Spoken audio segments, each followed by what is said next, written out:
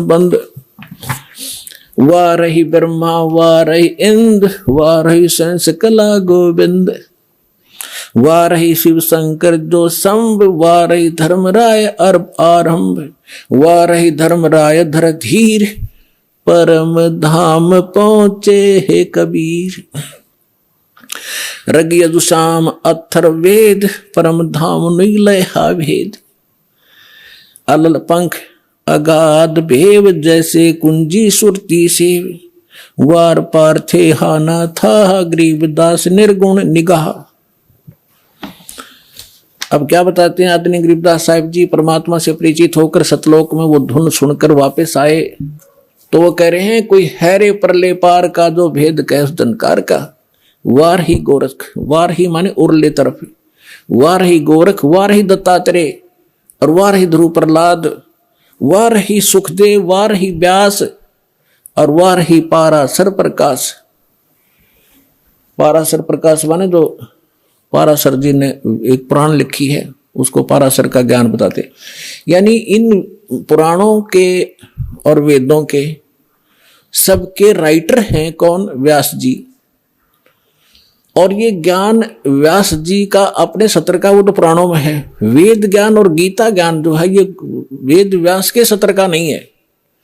वेद व्यास जी के अंदर एक ऐसी एक गुण दृष्टि दे दी जाती है, दिव्य दृष्टि, जो भी हम वचन शब्द बोलते हैं ये कभी नाश नहीं होता।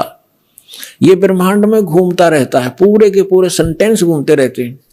अब भाषाएं बदलती रहती हैं जिस कारण से वो आज ऋषि नहीं समझ पाते। तो परमात्मा एक ऐसा गुण देता है अपने ज्ञान को लिपिबद्ध कराने के लिए, तो वेद व्यास में दिया था।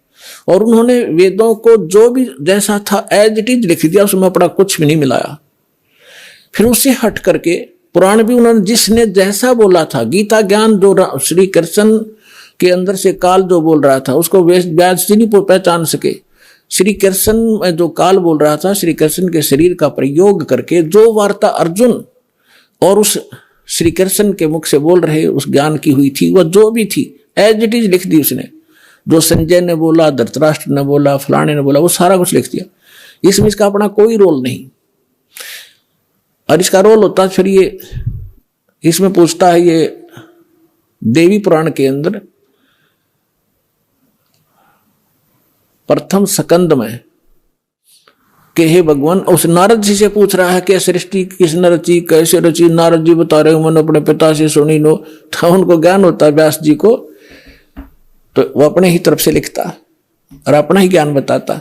तो यहां कहने का भाव ये है कि ये चारों वेद जो हैं ये इनके अंदर परमात्मा परम धाम का पाने का ज्ञान नहीं है, उस परमात्मा की महिमा अवश्य लिखी है। तो इसके लिए क्या बता रहे हैं? धर्मराज दरबार में देई कबीर तलाक, मेरे भूले चूके हंस को तू पकड़िए मत जाके। आदरणीय गरीबदास साहिब जी 10 वर्ष के बालक थे, अपने ही खेतों में अपनी ही गऊओं को चरा रहे थे। उसके साथ और भी बहुत से उनके कुछ नौकर, क्योंकि गरीबदास जी के जो पिताजी थे बहुत बड़े किसान थे, लगभग 1300-1400 एकड़ जमीन थी। वो अपने ही खेतों में लगभग 100-150 गऊओं को चरा रहे थे। और भी गांव के कुछ निर्धन व्यक्ति अपने गऊओं को भी उन्हीं के खेतों में हरी चराया करते थे, वो वहां पाली गवाले थे।